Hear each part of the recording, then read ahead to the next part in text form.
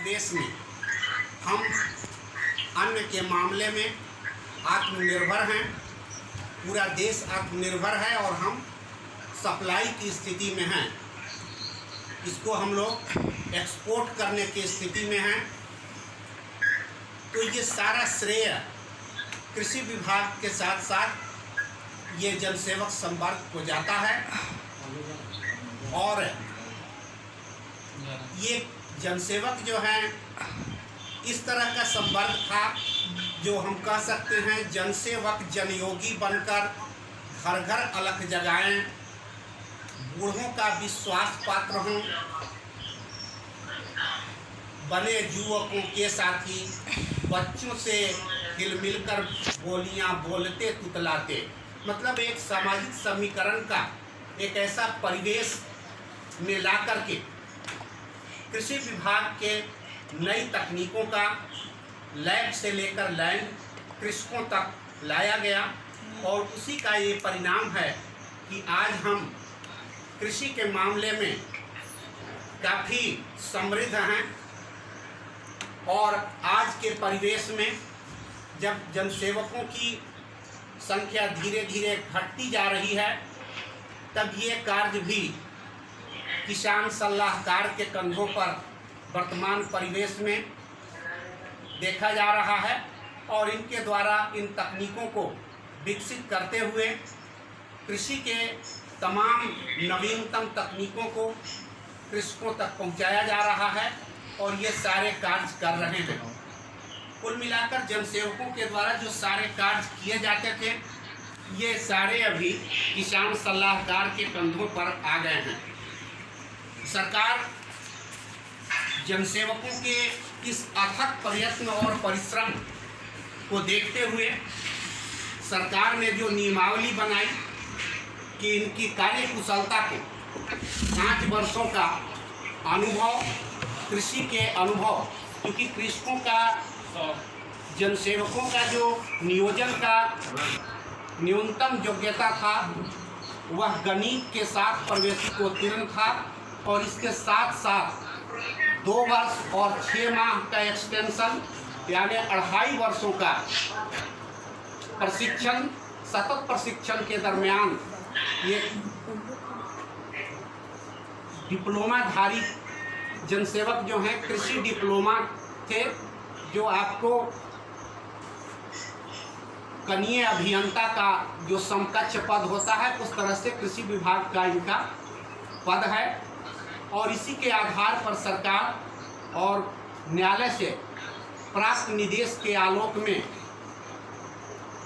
कुल पदों का 25% पद समय समय पर BAO प्रखंड कृषि पदाधिकारी, कृषि निरीक्षक, माप तौल विभाग और यहाँ तक कि प्रखंड विकास पदाधिकारी और एग्रीकल्चर के रूप में काफ़ी ऊंचे ऊंचे पदों तक भी लोग पहुँचे हैं। यह इनके परिश्रम, दक्षता, गुणवत्ता के आधार पर ही वर्णित हुआ है। और इसको लेकर के आज तक जो भी इनकी प्रोन्नति दी गई है। और अब ये कार्य जो हैं किसान सलाहकार लोग कर रहे हैं। अभी जो कृषि समन्वयकों के जो ये एक तरह से ठेका पर नियोजन प्राप्त किए कृषि समन्वयक, जो इन सबों को तो बारे में अगर कहा जाए तो बहुत लोगों का, इसमें 25% से ज़्यादा लोगों का, बल्कि हमको लगता है कि फर्जी ही डिग्री लेकर के इन लोग बने हुए हैं। और कृषि विभाग में जुड़ने के बाद सरकार जो है विगत 2 वर्षों पूर्व इन लोगों का नियोजन भी किया है। लेकिन एकाएक ये सीधे ये देखना शुरू कर दिए कि हम पूरे प्रोन्नति के पद पर सिर्फ हम ही लोग आ जाएं। और जनसेवकों के बारे में जो इन्होंने दिग्भ्रमित किया है कि नॉन मैट्रिक बहाल होते हैं, ये सर्वथा उपेक्षणीय है। और इनके बिल्कुल जो है घटिया सोच का परिचायक है। इनके द्वारा विभाग को भी बदनाम करने की साजिश रची गई और इसके ये विभाग को भी कृषि समन्वयकों द्वारा बदनाम करने की कोशिश की गई और जिससे बिहार के तमाम जिलों के जागरूक जनसेवकों और किसान सलाहकारों की जागरूकता का ये परिणाम हुआ कि इस तरह से जो कार्य हम लोग कर रहे हैं, वास्तविक रूप से जो हम लोग कार्य कर रहे हैं और इस कार्य की ही लोग उपेक्षा कर रहे हैं और जो कृषि समन्वयक हैं वे जानबूझकर विभाग को बदनाम करने की कोशिश कर रहे हैं। तो इस पर बिहार राज्य जनसेवक संघ के महासचिव राम विनय शर्मा के द्वारा काफी सक्रियता इसमें बरती गई और बिहार के तमाम विभिन्न जिलों से आए हुए प्रतिक्रिया को इन्होंने अपने लेखनी के द्वारा और विभाग के द्वारा जो समय समय पर जो चिट्ठियां बिहार सरकार द्वारा, कृषि विभाग द्वारा तथा माननीय उच्च न्यायालय के न्यायाधीश के आलोक में जो प्रोन्नति का मार्ग प्रशस्त किया गया है, इस सारे के बारे में भी इन्होंने अपने लेखनी द्वारा कृषि विभाग के सचिव को और कृषि डायरेक्टर को ये सूचित किए और सरकार जो है, बल्कि यहाँ तक कि आपका कृषि मंत्री भी इस पर संज्ञान लिए और इन्होंने जनसेवकों की प्रोन्नति को एक धोखाधड़ी बताया, घोटाला का रूप नाम दिया, जिस पर जो है पूरा बिहार जो है कृषि विभाग आक्रोशित हो गया और विभाग के उच्च अधिकारी डायरेक्टर से लेकर के सचिव स्तर तक से इन पर कार्रवाई करने का जो दो कृषि समन्वयकों द्वारा जो विंध्याचल सिंह और दिनेश कुमार सिंह, इनके द्वारा जो दिग्भ्रमित किया गया, सरकार को बदनाम करने की कोशिश की गई और जनसेवकों पर जो कुठाराघात किया गया, इसका महासचिव के द्वारा सारे सुसंगत जो चिट्ठियां हैं, जो सुसंगत धाराएं हैं, इनके तहत विभाग को अवगत कराया गया और कृषि मंत्री के द्वारा संज्ञान लेते हुए विभाग के सचिव और डायरेक्टर के द्वारा तुरंत चिट्ठी निर्गत किया गया और उस निर्गत चिट्ठी में जिला कृषि पदाधिकारी को त्वरित कार्रवाई के लिए लिखा गया है कि त्वरित इस पर कार्रवाई करें। जिला कृषि पदाधिकारी के द्वारा उनसे स्पष्टीकरण संबंधित स्पष्टीकरण की मांग की गई, लेकिन विभाग जो है त्वरित कार्रवाई करते हुए इन लोग को अभी तत्काल प्रभाव से निलंबित कर दिया गया है और ये हम खुशी जाहिर करते हैं क्योंकि बिहार के तमाम जनसेवक और हम सारे को के अथक प्रयोग परिश्रम से और हम लोग के जागरूकता का यह परिचायक है कि हम लोग जो हैं सफलता की कड़ी को प्राप्त किए हैं और इसी संदर्भ में यह वीडियो कॉन्फ्रेंसिंग किया जा रहा है और हम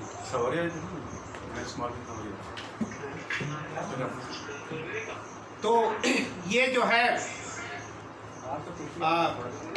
हम लोग का ये परिश्रम जो है और जागरूकता जो है सार्थक हुई है और हम चाहेंगे कि भविष्य में ये इस तरह की हरकत इन्हें नहीं करना चाहिए क्योंकि इन पर कठोर कुठाराघात विभाग के आले अधिकारियों के द्वारा ही ले लिया गया है और इतना ही नहीं, इन पर एक और भी है कि ये जानबूझ करके कृषि कार्य को विफल कर रहे थे।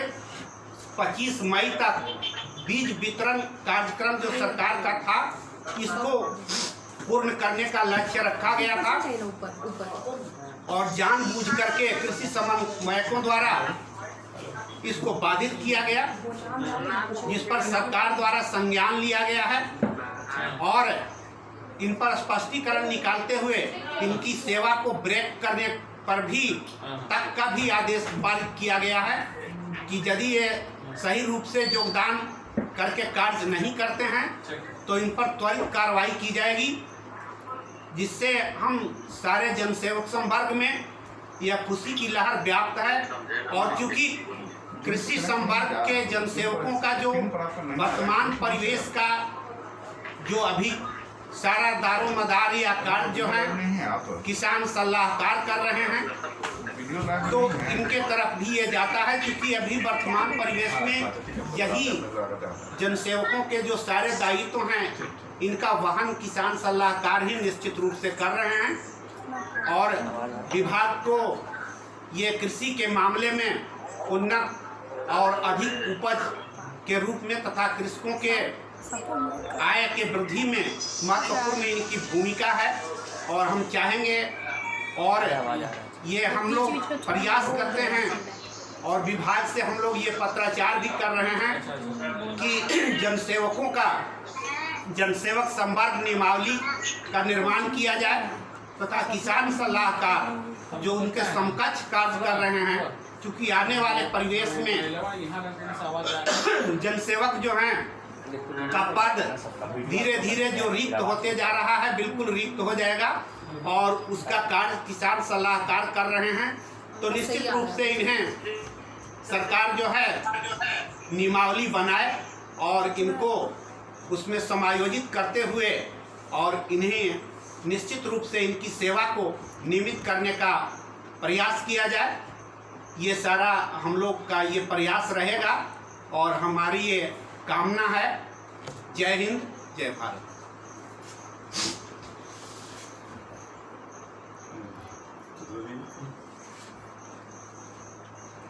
हो गया।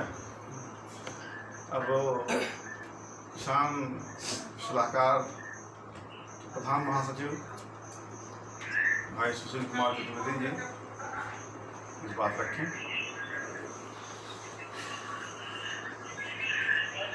नमस्कार। सबसे पहले आप लोग माइक जो है ना, सभी लोग माइक बंद कर लें, माइक बंद कर लें।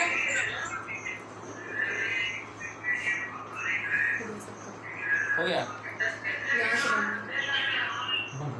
हो गया, सबका बंद हो गया। बोलिए, अब बोलिए आराम से। सबका बंद हो गया ना। अब ये कहना हम चाह रहे हैं कि आज जो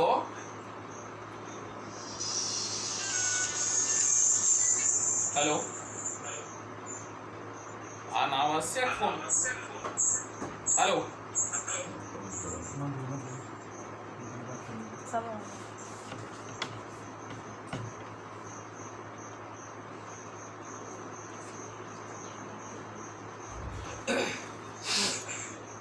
सभी साथियों को नमस्कार।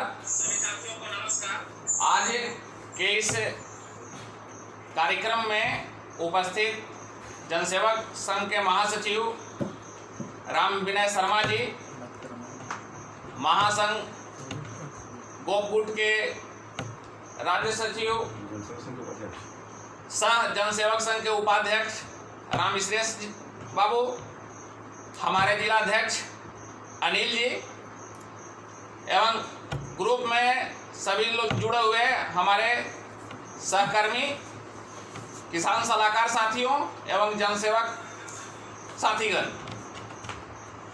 आज का ये बैठक रखने का तात्पर्य यह है कि जो आप कुछ दिनों में जो विसंगतियां देखे हैं संगठनात्मक, कृषि समन्वयक द्वारा जनसेवक संवर्ग नियमावली और प्रखंड कृषि पदाधिकारी के परिप्रेक्ष्य में जो बातें कही गई,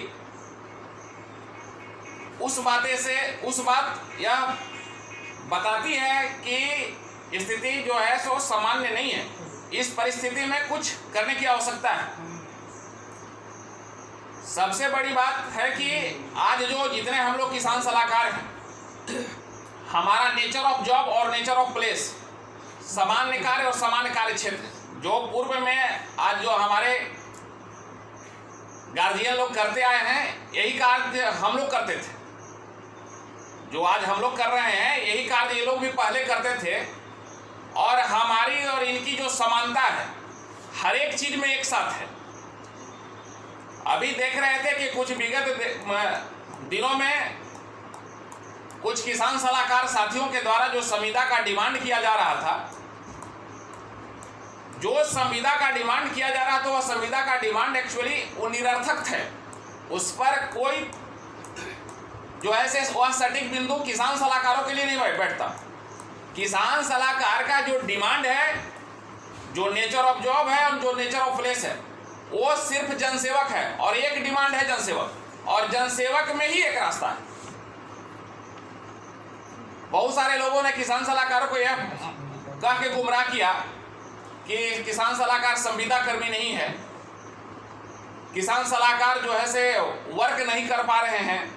इनको सरकार के द्वारा कह दी जाती है कि किसान सलाहकार प्रगतिशील किसान है। तो देखिए, एक बात सभी को समझने की आवश्यकता है, सरकार कुछ भी कह दे सकती है। सरकार के द्वारा अगर इस तरह की बातें कहा जाता है तो ये कोई जरूरी नहीं है कि जो कह दिया गया वही बात सत्य है। सत्य ये है कि अगर हम प्रगतिशील किसान के रूप में होते तो जितने भी चाहे दंडाधिकारी के रूप में, चुनाव के कार्य में, जनगणना में, आईडी पासवर्ड जनित काम, ये हम नहीं करते होते। ये सभी काम ब्लॉक स्तरीय जो काम हमने किया, वह काम जो है से एक सरकारी सेवक जिस तरह से करते हैं उसी तरह से किया। सरकार के साथ हमारी एग्रीमेंट मात्र 11 महीनों के लिए थी। हमने सरकार के साथ जो एग्रीमेंट किया था 11 महीनों के लिए।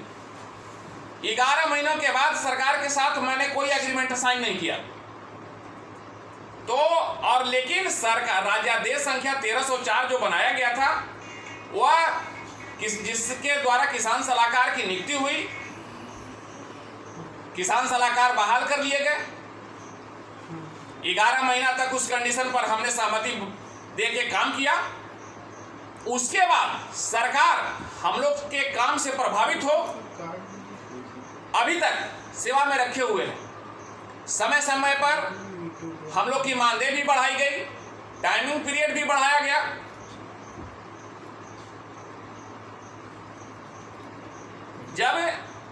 जब हम लोग इतने दिनों से काम करते आ रहे हैं, सर्विस रूल में 90 दिन, 3 साल, 7 साल, 10 साल, ये अहम पॉइंट होते हैं। मेरे कुछ साथियों के द्वारा संविदा की डिमांड की गई, तो सोचना सभी के लिए आवश्यक है कि क्या 10 वर्षों तक सेवा करने के उपरांत क्या यह डिमांड उचित है। हम 10 साल आशा, ममता या सेविका, रसोईया, ये सब 3 साल सेवा करने के उपरांत जो है ये परमानेंट के डिमांड करते हैं, वेतनमान का डिमांड करते हैं। हमारा किसान सलाहकार एक तरफ से कहते हैं कि मैं प्रगतिशील किसान हूं, सरकार के द्वारा ये कहा जा रहा है, और उसके बाद डिमांड करते क्या है कि हमको संविदा करा दो, जबकि ये हमारा संविदा मुद्दा ही नहीं है। संविदा अगर हमारी मुद्दा होता, ये हमारा मुद्दा था 11 का, 12 का, 13 का, लेकिन 13 के बाद जो भी हमारे साथ जो कंडीशन गुजरा, 3 साल गुजरने के बाद, तो ये संविदा का पीरियड जो है से उसी समय से हमारा जो है से हम पर लागू होना बंद हो गया। संविधानिक सरकार कह रहा है वो बात अलग है, तो वो बात बताई जाएगी सरकार को कि किस आधार पर आप हमको कह रहे हैं। क्योंकि ये जब विस्तृत इसकी कार्यक्रम बनेगी तो सभी बिंदुओं को आपको साक्ष्य सहित बताया जाएगा कि कैसे क्या करना है। सबसे पहले ये समझना है कि हमारा जो मूल तत्व है वो जनसेवक है, और जनसेवक का जो कंडीशन है, चाहे वो जिस कंडीशन पर जनसेवक पूर्व में बहाल हुए थे, सेम कंडीशन में आप भी बहाल हुए। सेम कंडीशन में आपकी बहाली के प्रोसेस है, बहाली करने वाले पदाधिकारी भी सेम है, कंडीशन भी सेम है और कार्य भी सेम है। तो जब हमारा सभी चीज जनसेवक के समान है तो हमारी डिमांड अलग क्यों होगा? वो भी 10 साल की बात। ये सोचनीय बात है और ये सभी को लिए सोचना आवश्यक। अभी के जो सिचुएशन बना है इसमें मजबूती से सभी को एकत्रित होके, सभी को मजबूत होके आगामी लड़ाई लड़ने की आवश्यकता है, जिसकी रणनीति अभी बताई जाएगी, रिकॉर्ड हो रहा है, बताई जाएगी। और आज का जो महत्वपूर्ण बातें हैं वो हमारे जनसेवक संघ के महासचिव राम विनय शर्मा जी के द्वारा आपको बताई जाएगी और विस्तृत रूप से बताई जाएगी। कृपया आप लोग अपना माइक जो है वो बंद रखेंगे। और आज आपको ये क्लियर होगा, ये वीडियो कॉन्फ्रेंस रखने का कारण क्या था कि जो हमारे संगठन में जो भ्रांतियां थी, जो अलग अलग कंडीशन में लोग विभक्त थे, उचित मांग की ओर जो वो जा नहीं रहे थे, जो मार्ग से भटक गए थे, आज सभी बातें आपको क्लियर हो जाएगी कि आपकी डिमांड क्या होनी चाहिए। इसलिए आज ये बैठक की आवश्यकता पड़ी आगे की परिस्थिति को देखते हुए। तो कहने का तात्पर्य है कि हमारा जो विरासत में हमारे अग्रजों के द्वारा जो प्राप्त हुआ है, उनके सिद्धांतों को पालन करते हुए, उनके पद चिन्हों पर चलते हुए अब मंजिल को प्राप्त करना है। यही मेरा उद्देश्य है और उद्देश्य के साथ मेरा लक्ष्य भी यही है। लक्ष्य से अगर हम विभक्त होते हैं या विचलित होते हैं तो दिक्कत है। ये बात सभी को समझना होगा। इन्हीं शब्दों के साथ धन्यवाद। 40 मिनट बाद क्या फिर से कनेक्ट करने के लिए और है बचा हुआ है?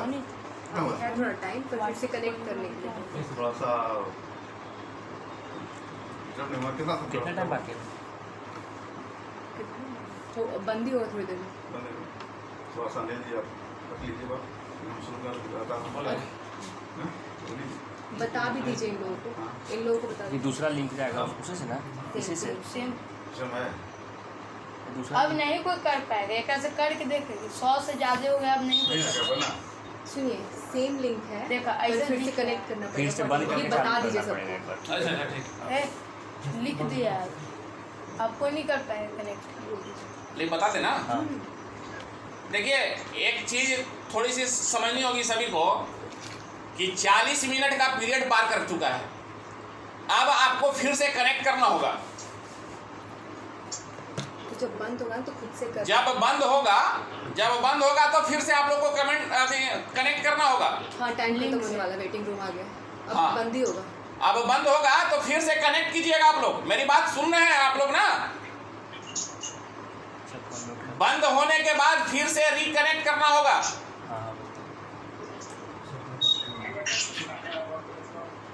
सबको आवाज आ रही है। एक बार फिर से बोल दीजिए, आवाज सुनने आता है।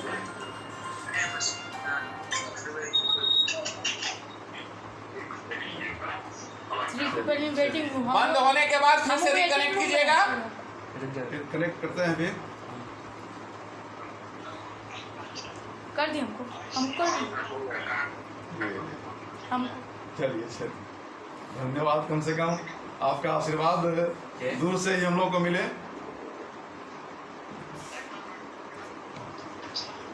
चलिए बोल दिए द होस्ट इज अलाउइंग।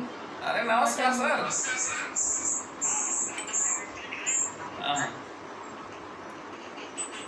अब इसमें रिकॉर्ड हो रहा है। फिर से हो गया। दूर से वहाँ पर हो तो एक बार और बता दीजिए। हाँ। एक बार और बता दीजिए। फिर से रिकनेक्ट करना है। टाइमिंग इसका खत्म हो गया 40 मिनट का। फिर से रिकनेक्ट कीजिएगा आप लोग। फिर शुरू होती है तो हाँ रिकनेक्ट थोड़ा है, तो मैंने 40 मिनट का ही रहता है। तो दोबारा कनेक्ट करेंगे तो फिर जब शुरू करेंगे तो आपसे बात कर लेंगे, कनेक्ट कर लेंगे तुरंत। तो 5 चलो मिनट हो गया, मीटिंग एंड हो गया। देखो तो इसमें रिकॉर्ड इसको बंद